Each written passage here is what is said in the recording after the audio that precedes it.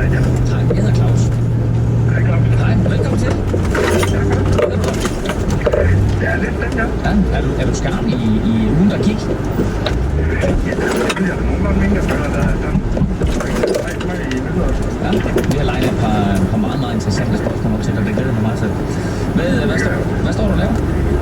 Jamen, jeg står og maler en trappesæk til min kommende søn. Nå, tillykke med det. Ja, tak. Altså med sønnen. Ja, tak. Men er det nummer 1? Det er flot, ja. Okay, så der er spænding på derhjemme. Der er meget, meget spænding på det. Og I ved allerede, at det bliver en dreng. Vi ved, det er nok, ja. Har I fundet et navn til ham? Ja, men det prøver vi at holde ind til. Okay, sådan. Både for familie og skoler. Ja, prøv at sige det til mig. Så tror jeg, det kommer lidt ud af det. Nå, og hvad, jeg har fået virkelig følger lidt med i NFL. Det er meget lidt med i det. Ja. Men det er nok mere konen, der får det ud af tyve med den som regel. Nå, men altså, der er ikke NFL om 3 dage, så det er okay. Det er rigtigt. Det kommer til søndag. Ja. Og jeg bliver sendt op på mandag morgen. Jo, men læg lige mærke til, fordi du kan faktisk, det kan du også kende, det kan faktisk blive en del af verdenshistorien i dag. Fordi kl. 14.30 i dag, der bliver den første sportskamp nogensinde i nogen sportsliga overhovedet streamet live gratis på Yahoo.com. Yahoo har givet et sted, altså omkring 100 millioner kroner for at vise den her ene kamp. Og så kan man gå ind, og så kan man streame det. Det er jo en kamp, der bliver spillet i Wembley, eller på Wembley i dag i London. Men det er den første gang i verdenshistorien, at fodbold, amerikansk fodbold, hockey, tennis, whatever, sælger en sportsrettighed til et internetfilm. Så det er en ret vild dag faktisk. Ja, specielt fordi jeg er gratis. Præcis. Har du et yndlingshold? Jeg tror, det bliver noget Green Bay Packers. Nu stopper det 5. Kenny, vi skal have en anden.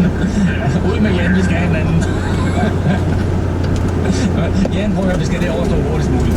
Vi skal lige... Vi skal lige have svaret på introspørgsmålet. Hvad er det 22-årige dansk fødte Rihanna prøver at få? Det er opholdstilladelse. Det er nemlig korrekt. Er du klar til at springe ud i det? Jamen lad os gøre. Spørgsmål nummer 1. Den nye Bond-film har haft forpremiere. Hvad hedder den? Den er Spektrum. Spørgsmål nummer 2. Red Barnet sagde undskyld i løbet af ugen, men til hvem? Til grønlandske børn. Nej, det er sejt. Spørgsmål nummer 3. Den amerikanske vicepræsident opgav i onsdags drømmen på præsidentposten. Hvad hedder han?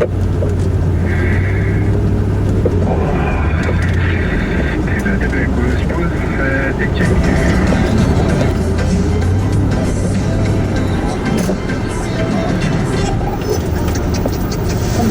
Anders Agger besøger Uffe Wiel, som samvittighedsfuldt passer sin gård med hundredvis af mælkekøer. Altså, alle sammen i nogle forvejen, du sådan kender de bedste. Nej, jeg kan ikke læse det igen. Men Uffe er gået fallit og er snart både arbejdsløs og hjemløs. Altså, dybt set kører for mig, fordi det kunne være det er fantastisk dejligt at møde, som er noget, der er rent træls, at man går hele over herude og kører en bil. Agger indefra, mandag 2045 for DR2.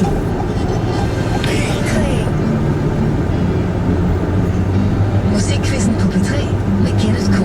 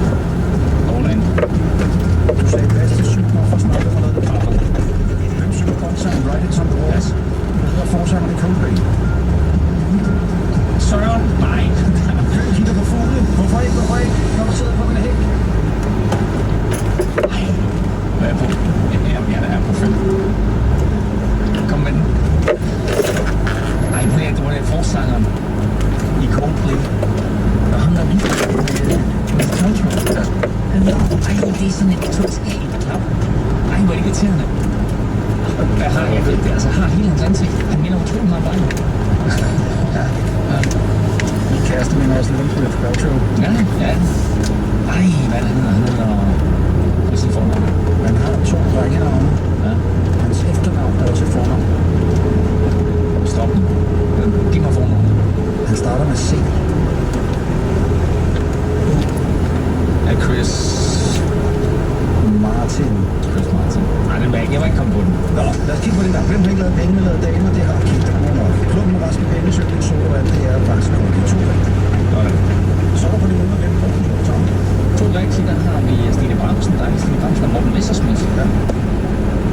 Hvem har lavet 17 for slap? Det er suspekt. Selvfølgelig. Hvem synger godt sammen Writings on the Wall? Det er Sam Smith, der har lavet det. Der er mest spillet sang i England i øjeblikket. Er det? Hvad hedder forsangeren i Coldplay? Chris Martin. Ja. Hvilken kunstnernavn bruger Sean John Combs? Du sagde P. Diddy. Diddy of Daddy. Ja. Det er alt det rigtigt. Hvilket land kommer Jennifer Lopez fra, du sagde? Ja, USA selvfølgelig. Ja. Hun er fra The Bronx, New York, det forstår jeg. Det er 4 rigtige. Så er du på niveau med Claus Elming. Jo, ja, jeg tager om mig selv for sidst, det er godt. Ja, og 4 rigtige. Hvor fandt det? Rasmus Kant.